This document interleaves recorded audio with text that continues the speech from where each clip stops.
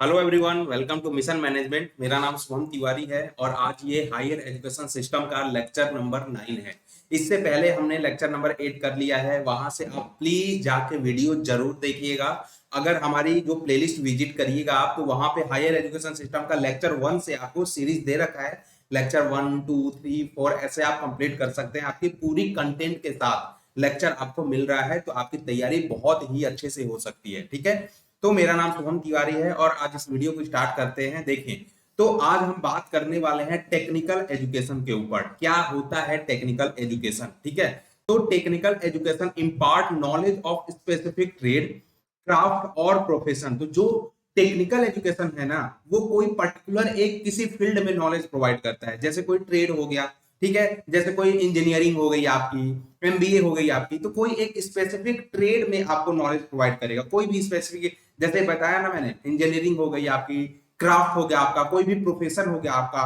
तो जो एजुकेशन कोई भी एक पर्टिकुलर फील्ड में आपको नॉलेज प्रोवाइड कराए, नॉलेज इंपार्ट कराए, उसी को हम बोलते हैं टेक्निकल एजुकेशन। ठीक है, technical education can meet the increasing demand of expanding society and it is multiplying demand and development. तो जैसे जैसे टेक्निकल डेवलपमेंट बढ़ता गया, तो उनके अनुसार डिमांड भी बढ़ती गई सोसाइटी की। ठीक है, और डिमांड दिन प्रतिदिन ऐड होता गया, मल्टीप्लाई होता गया, और इसके तरीके से आपका टेक्निकल एजुकेशन भी है डेवलप होता गया। ठीक है, government of India is also very need for universal recognition of our educational system.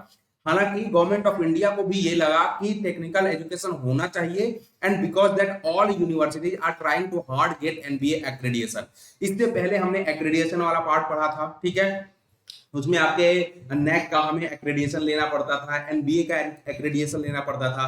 तो सारे कॉलेजेस के बस की बात नहीं थी एक्रेडिएशन लेना। ठीक है, हालांकि शिक्षा तो सभी के लिए चाहिए, लेकिन इनके इतने बड़े बड़े पैरामीटर हैं, इतने मुश्किल पैरामीटर है कि सारे कॉलेजेस के बस की बात नहीं है कि एनबीए कोई एक्रेडिएट कॉलेज हो या नेक एक्रेडिएशन कोई ले ले। ठीक है, तो इसीलिए टेक्निकल एजुकेशन डेवलप होता गया, है ना। We find that in a zeal to cope with advancement of science and technology, our technical education system has become primarily skill oriented and almost deficient or causal in education in human value। तो ये बोला जा रहा है कि जैसे जैसे हमारी एडवांसमेंट होती गई साइंस एंड टेक्नोलॉजी की, तो टेक्निकल एजुकेशन सिस्टम का जो प्राइमरी था ना गोल, वो था स्किल ओरिएंटेड। स्किल में तो हमने कर दिया काम, लेकिन कहीं ना कहीं हमारा technical education human value provide करने में पीछे रह गया। ठीक है, अब नेक्स्ट है technical education scenario in India. अगर हम भारत में तकनीकी शिक्षा के सिनारियो देखें, तो वो क्या क्या है। तो in India technical education covers program in engineering, technology, management, architecture, town planning, pharmacy, applied arts, craft, hotel management and catering technology. तो इंडिया के अंदर आपका जो टेक्निकल एजुकेशन है, वो क्या क्या ब्रॉड एरिया को कवर करता है। जैसे इंजीनियरिंग हो गई हमारी, टेक्नोलॉजी हो गई हमारी, मैनेजमेंट हो गया, आर्किटेक्चर हो गया। तो ये सारे आपके टेक्निकल एजुकेशन के पार्ट हैं, ये सारा टेक्निकल एजुकेशन कवर करता है। ठीक है, याद रखिएगा, first engineering college was established in Uttar Pradesh in 1847। 1847 ईस्वी में हमारी फर्स्ट इंजीनियरिंग कॉलेज स्टैब्लिश हुई थी for training of civil engineer at Roorkee. तो रुड़की में, रुड़की आईआईटी रुड़की जो है, उसके अंदर सिविल इंजीनियर को ट्रेनिंग करने के लिए 1847 ईस्वी में ये फर्स्ट इंजीनियरिंग कॉलेज का एस्टेब्लिशमेंट हुआ था। ठीक है, ठीक है। अब it conferred diplomas that were considered to be equivalent to degrees. तो ये जो इसने ऐसे डिप्लोमा प्रदान किए जिन्हें डिग्री के समकक्ष माना जाता था। तो वो जो कॉलेज था हमारा 1847 वाला, वो डिप्लोमा प्रोवाइड कराता था। ठीक है, जिसको डिग्री के इक्विवेलेंट माना जाता था। Clear. Three engineering colleges were opened about 1856 in three presidencies, namely Calcutta, Bombay and Madras. तो प्रेसिडेंसी कॉलेज जिसको बोलते हैं, प्रेसिडेंसी कॉलेज अगर बोलते हैं तो तीनों का ये कंबाइंड हम बोलते हैं। ठीक है, प्रेसिडेंसी कॉलेज बोलते हैं, इसका मतलब कलकत्ता यूनिवर्सिटी भी है उसमें, बॉम्बे यूनिवर्सिटी भी है उसमें, और मद्रास यूनिवर्सिटी भी है। तो तीन और इंजीनियरिंग कॉलेज खोले गए 1847 के बाद 1856 में, जिसको प्रेसिडेंसी कॉलेज का नाम दिया गया, जिसमें तीन ये यूनिवर्सिटीज थे। Clear. In Bengal the leader of swadeshi movement try to start many institution, however only college of engineering and technology at jadavpur survived। तो बोला जा रहा है कि सवाई मूवमेंट के दौरान बहुत सारे इंस्टीट्यूशन खोलने की प्रयत्न करी गई, कोशिश करी गई, लेकिन जो जादवपुर यूनिवर्सिटी थी वही केवल सरवाइव कर गया। ठीक है, ये था सिनेरियो। अब many technical courses were started at the university of Banaras with great effort put by Pandit Madan Mohan Malviya. तो बोला जा रहा है पंडित मदन मोहन मालवीय है ना 1917 में के महान प्रयासों से बनारस विश्वविद्यालय में कई तकनीकी पाठ्यक्रम शुरू किए गए। आपका जो उन्होंने नींव रखा था, बनारस हिंदू यूनिवर्सिटी जो जानते हो आप बनारस में है, ठीक है, बीएचयू जिसको बोलते हो, पंडित मदन मोहन मालवीय ने ही नींव रखा था उस यूनिवर्सिटी का, आप फाउंडर बोल सकते हो बेसिकली। क्लियर, चलिए। Many other courses were also started at the Bengal Engineering College at Shivpur in 1930s। तो 1930 के दशक में शिवपुर के बंगाल इंजीनियरिंग कॉलेज में कई अन्य पाठ्यक्रम भी शुरू किए गए थे। क्लियर, तो ये था आपका टेक्निकल एजुकेशन का सिनारियो इंडिया के अंदर।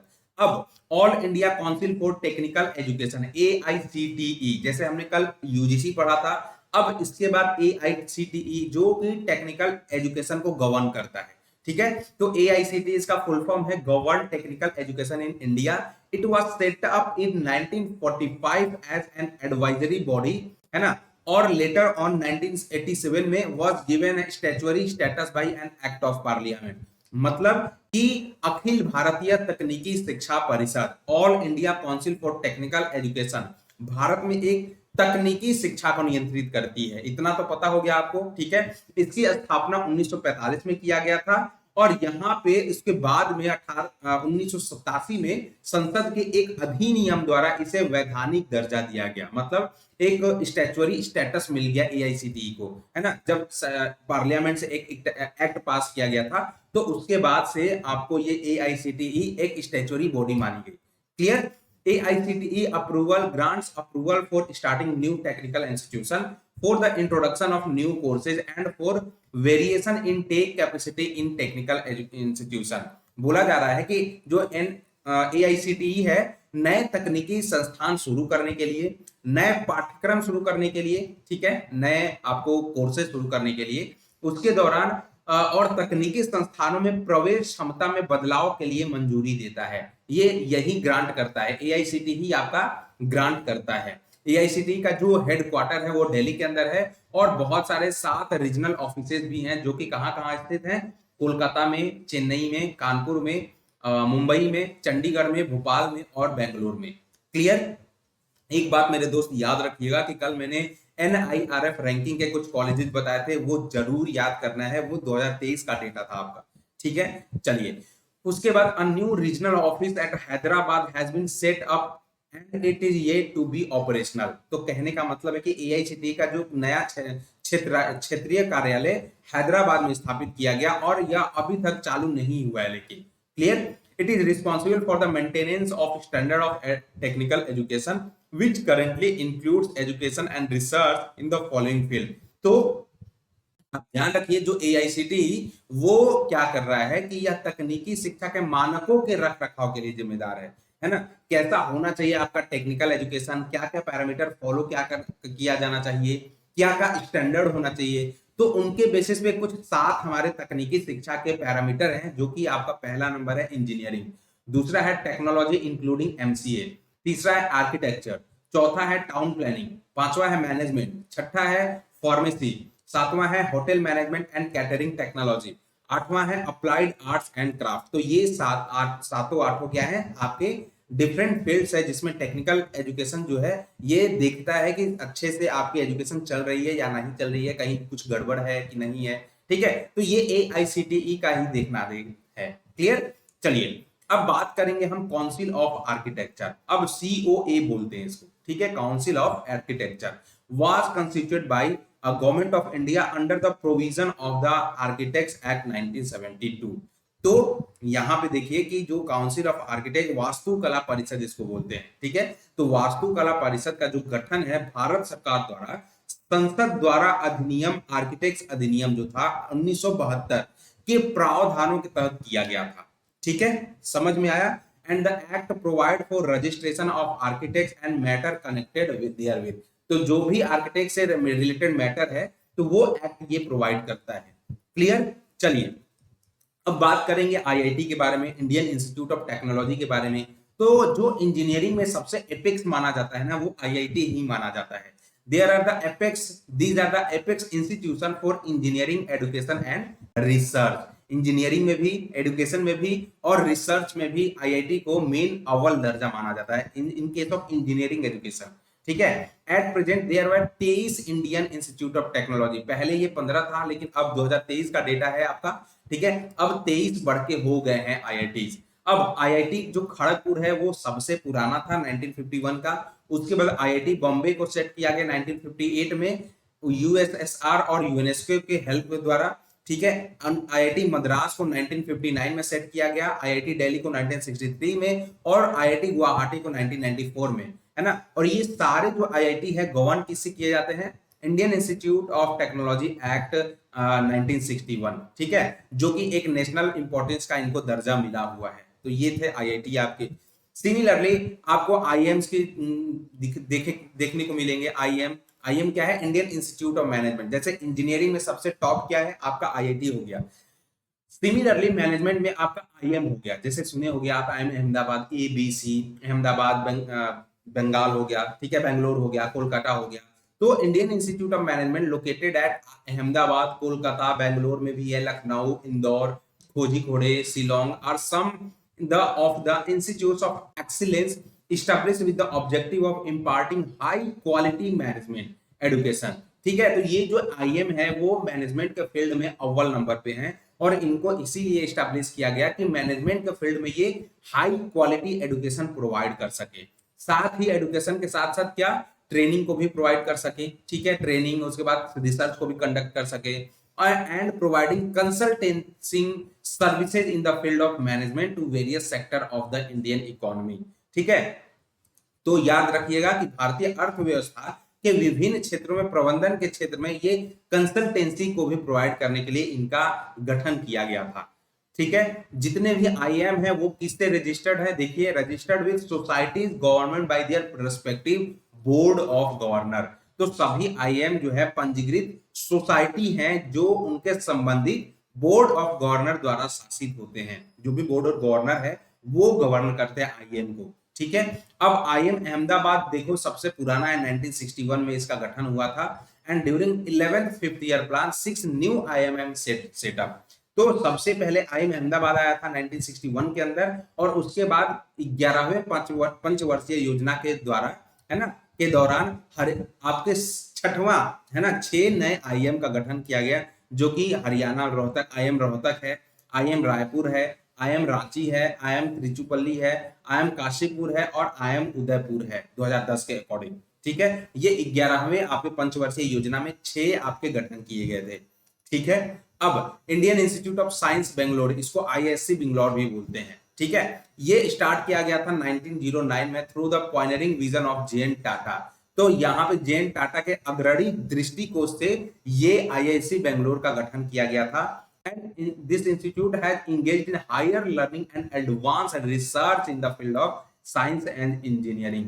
तो जैसे आईआईटी है ना, वो इंजीनियरिंग में था, आईएम है मैनेजमेंट में था, तो रिसर्च के लिए आईआईसी बेंगलोर को माना जाता है in the field of research. ठीक है, तो इसको सबसे ऊपर माना जाता है। At discussed earlier, IISc was the first deemed university in India.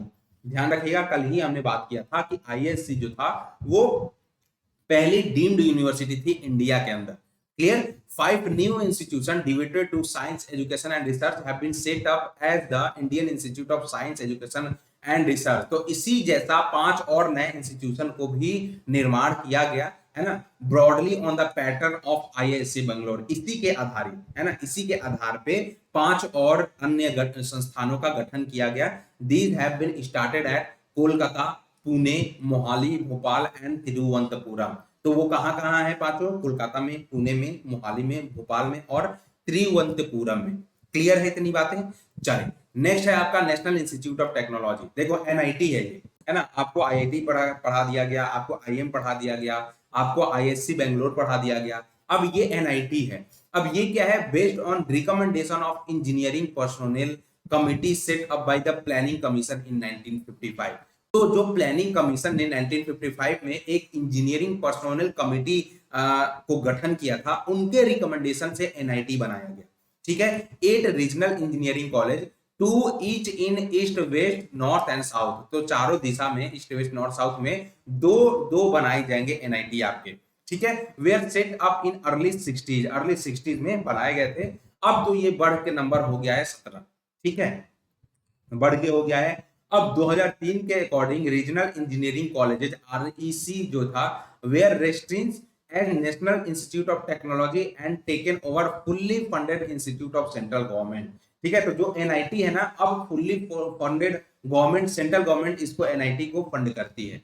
ठीक है, अब ये ध्यान रखिएगा कि they were granted a deemed university status. अब ये डीम्ड यूनिवर्सिटी अपने आप में ही हाई परफॉर्मिंग यूनिवर्सिटीज भी है एनआईटी। ठीक है, national institute of technology, right.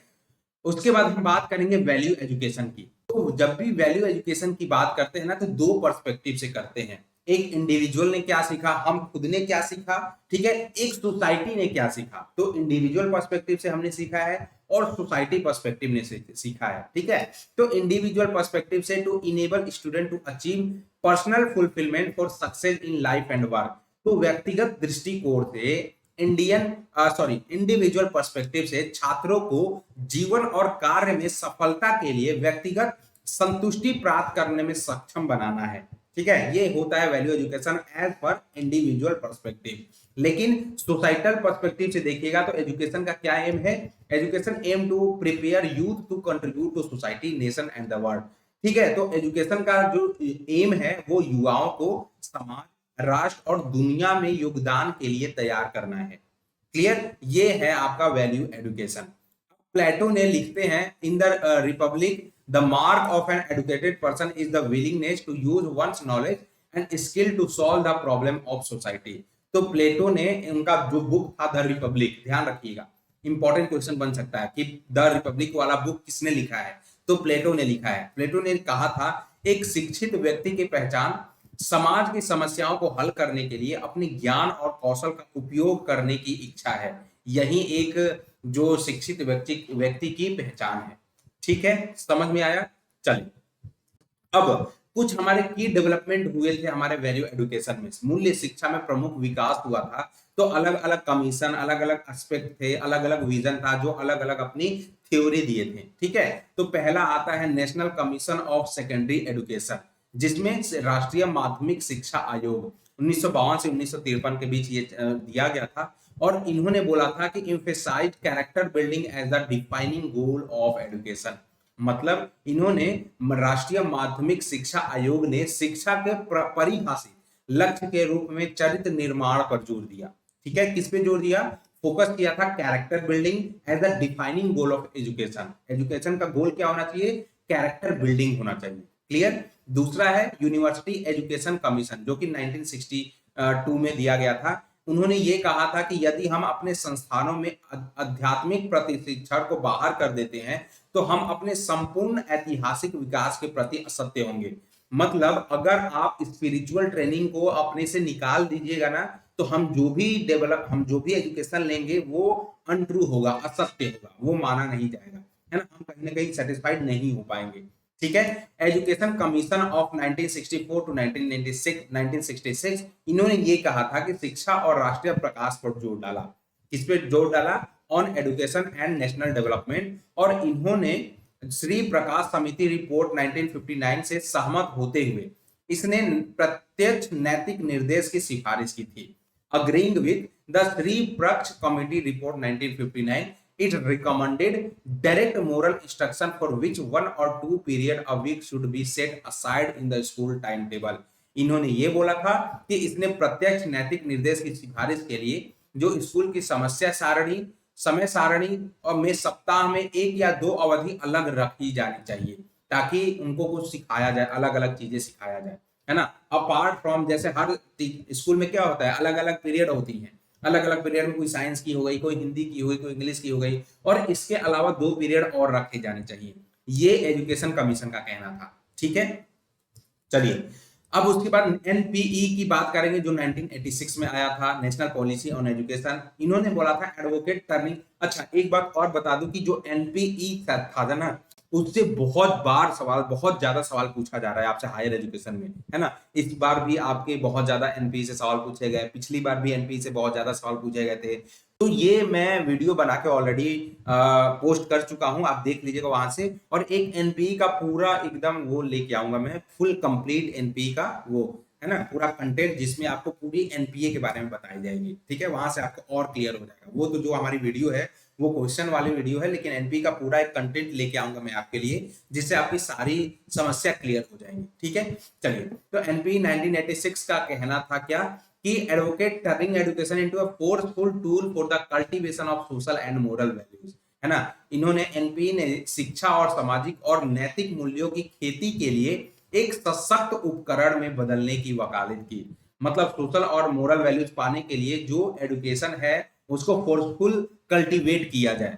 NP का कहना था education should foster universal and eternal values, मतलब एकता और एकीकरण की उन्मुख सार्वभौमिक और शाश्वत मूल्यों को बढ़ावा देना चाहिए। एनपी ने बोला था कि शिक्षा को बढ़ावा देना चाहिए, शाश्वत मूल्यों को बढ़ावा देना चाहिए, है ना। अब एकीकरण को बढ़ावा देना चाहिए, ताकि जो अगर आपके पास एजुकेशन है तो आप एक हो सकते हो, आप सबको एक कर सकते हैं।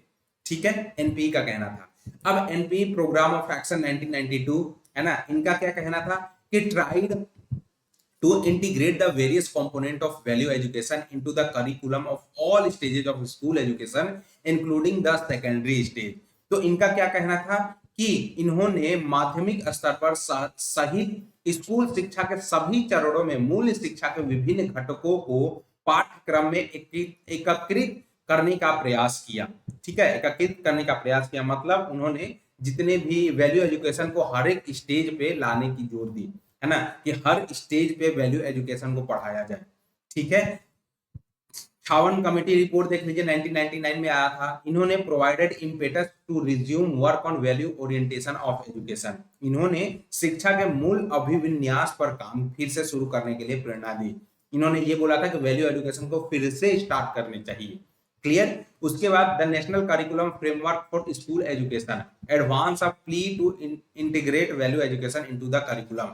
मतलब इन्होंने नेशनल जो करिकुलम फ्रेमवर्क था, उन्होंने ये कहा था, उनके रिपोर्ट के अकॉर्डिंग ये आया था कि करिकुलम में हमारा वैल्यू एजुकेशन का भी एक पार्ट होना चाहिए।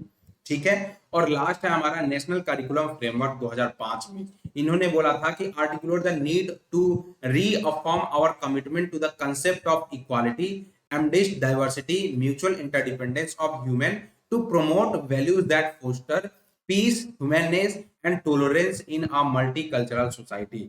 इनके इनके वाक्य से, इनके संदर्भ में ये बोला गया था कि एक बहुसंसारिक समाज में, मतलब मल्टी स्पेस वो, ठीक है, मल्टीकल्चरल सोसाइटी में शांति, मानवता और सहिष्णुता को बढ़ावा देने के वाले मूल्यों को बढ़ावा देने के लिए विविधता के बीच समानता, मनुष्यों की पारस्परिक निर्भरता की अवधारणा के प्रति हमारी प्रतिबद्धता को पुष्टि करने की आवश्यकता को स्पष्ट करती है। मतलब हमारी जो मल्टीकल्चरल सोसाइटी है, कल्चरल में क्या होता है, अलग अलग विभिन्न प्राणी होते हैं, विभिन्न प्राणी में अलग अलग उनके कल्चर होते हैं, तो उनमें हम वैल्यू एजुकेशन को पुट करेंगे। ठीक है, कैसे वैल्यू एजुकेशन को पुट करिएगा? बाई फोस्टरिंग पीस, आप शांति पैदा करिए, आप मानवता को पैदा करिएगा। ठीक है, तो इनके द्वारा हम वैल्यू एजुकेशन को पुट करेंगे हमारे सोसाइटी के अंदर। The NCF 2005 particularly emphasize education for peace as one of the national and global concern. तो एनसीएफ जो था 2005 में विशेष रूप से राष्ट्रीय और वैश्विक चिंताओं में से एक रूप में शांति के लिए शिक्षा पर जोर देता है। एनसीएफ जो है 2005 में शांति पे, पीस पे जोर देता है, जो कि एक एलिमेंट है हमारे वैल्यू एजुकेशन का। तो ये थी आज की प्रॉपर वीडियो, कंप्लीट वीडियो, जिसमें हमने आपको वैल्यू एजुकेशन बताया, जिसमें हमने आपको नेशनल इंस्टीट्यूट ऑफ टेक्नोलॉजी के बारे में बताया, हमने आपको आईएससी बेंगलोर के बारे में बताया, इंडियन इंस्टीट्यूट ऑफ मैनेजमेंट के बारे में बताया, फिर से आईआईटीज के बारे में बताया, और उसके बाद काउंसिल ऑफ आर्किटेक्चर के बारे में बताया, एआईसीटीई के बारे में बताया कैसे ये काम करता है। ठीक है, आपको टेक्निकल एजुकेशन के क्या क्या सिनारियो है हमारे इंडिया के अंदर सब बताया। तो आई बिलीव कि आपको ये सारी चीजें समझ में आ गई होंगी। उसके पहले आप ध्यान रखिएगा कि हमारा जो ये चैनल है उसमें आप प्लेलिस्ट में जरूर विजिट करिएगा। प्लेलिस्ट में विजिट करने का फायदा ये है मेरे दोस्त कि आपको टीचिंग एप्टीट्यूड की सारी वीडियोस मिल जाएंगी, logical reasoning, research aptitude, higher education, ICT, सब धीरे धीरे धीरे धीरे पेपर वन की पूरी कंप्लीट कंटेंट के साथ वीडियोस आ रही हैं।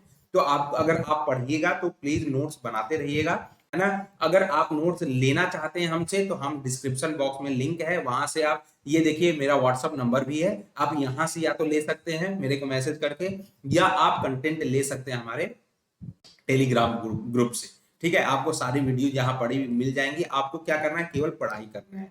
तो आई बिलीव कि आपको ये वीडियो समझ में आया होगा। तो मिलते हैं अपने नेक्स्ट वीडियो में, तब तक के लिए थैंक यू वेरी मच।